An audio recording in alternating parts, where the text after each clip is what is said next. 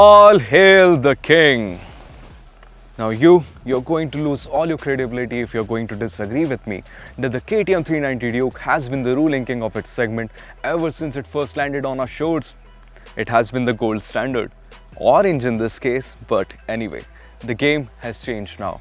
The recent waves made by motorcycles like the TVS Apache RTR 310 and Triumph Speed 400 for instance, they have struck at KTM's shores. So the question is, will the king be able to defend its throne, or its kingdom's defensive walls will crumble against these frequent assaults? To answer the same very question, that is exactly what we're here for. What you're looking at is the all-new KTM 390 Duke. Now I'll suggest Atman to pan the camera away from me because I might do some unholy things looking at this sharp and sexy looking motorcycle.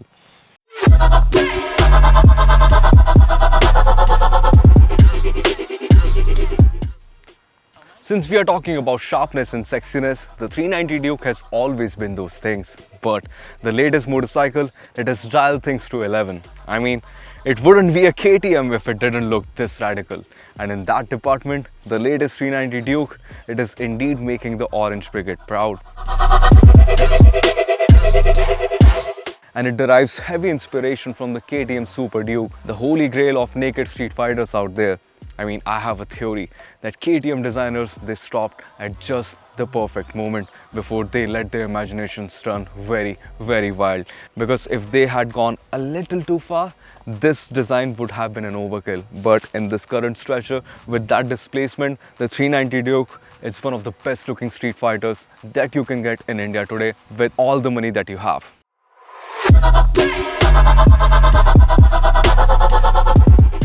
It wouldn't be wrong if we say that this is a generational upgrade for the new 390 Duke, because not only has it received a bigger engine, it has also received a whole horde of mechanical upgrades. So let's get down to it, starting from the very first thing, the alloys. So these are the same lighter units that we've already seen on the new RC lineup.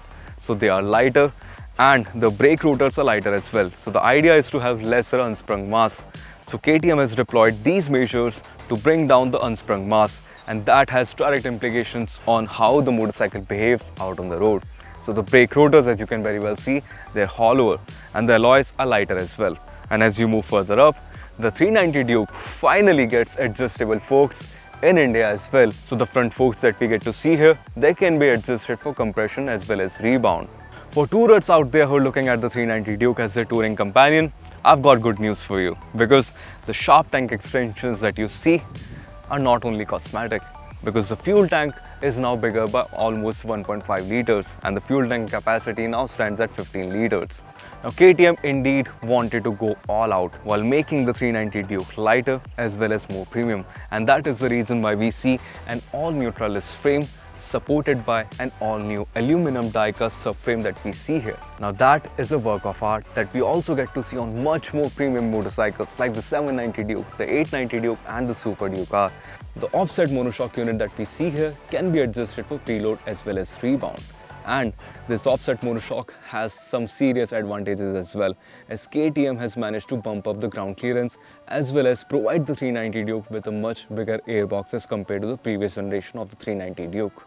Apart from the ungodly styling, what also impresses is the build quality, as the new 390 Duke feels like a thorough upgrade in terms of fit and finish.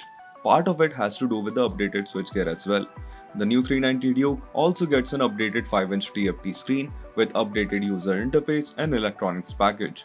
The high-resolution screen is rather intuitive to operate and allows the rider to toggle between 3 ride modes: rain, street and track, traction control, quick shifter, speed limiter, cornering ABS and Bluetooth connected features.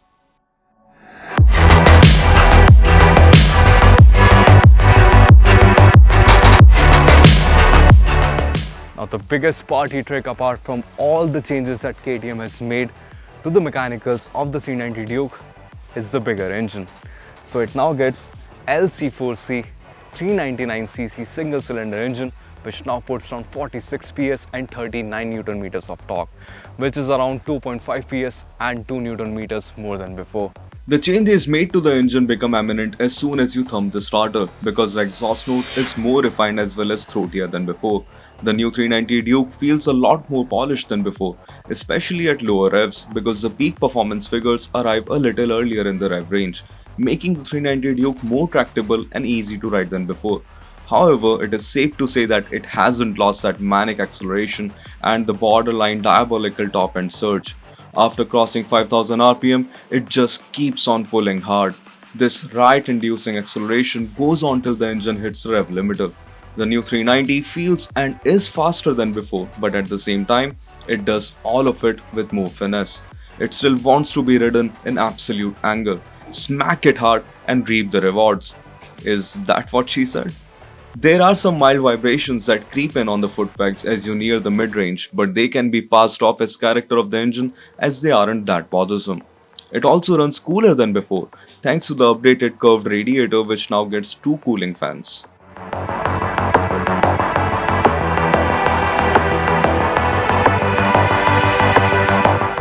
So the bore and stroke ratio now set very identical to the time speed 400.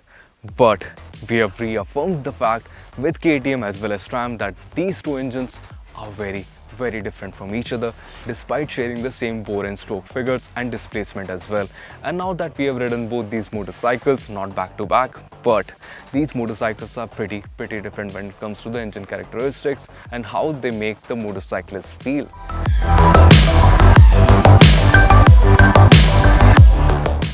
Now the new engine, it might make more power and torque than before, but I was a little bit skeptical because KTM toned down the recipe a little with the second gen Duke 390.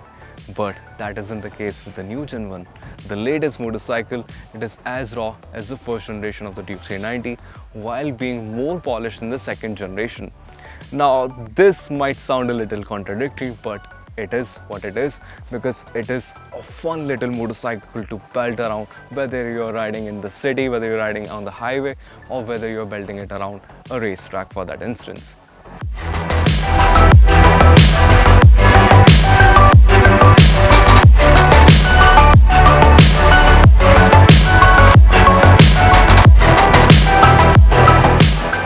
Lesser unsprung mass, updated cycle parts, and more performance, which is even more accessible, now have serious implications on how the 390 Duke rides. On the racetrack, the 390 Duke turned out to be more forgiving than before, but at the same time, even more precise. It tips into corners with more urgency than before and sticks to the committed line like its life is dependent on it.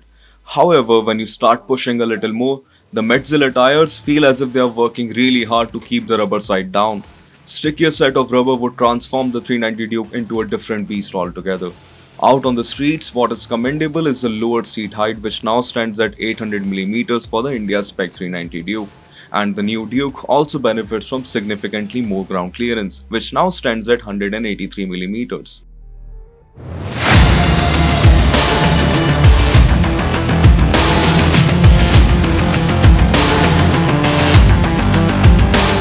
Even in the stock setting of both the suspension units, the balance between ride quality and agility is worth appreciating. We are waiting to ride the new 390 Duke for a longer duration so we can exploit its newfound capabilities like adjustable suspension and launch control. But for now, in terms of riding dynamics, the new 390 Duke has rounded off all the sharp edges that were present in the previous generation. What we have on our disposal now is an immensely capable motorcycle which is now even more accessible and polished than before, without hampering the ethos that made the Duke a force to reckon with.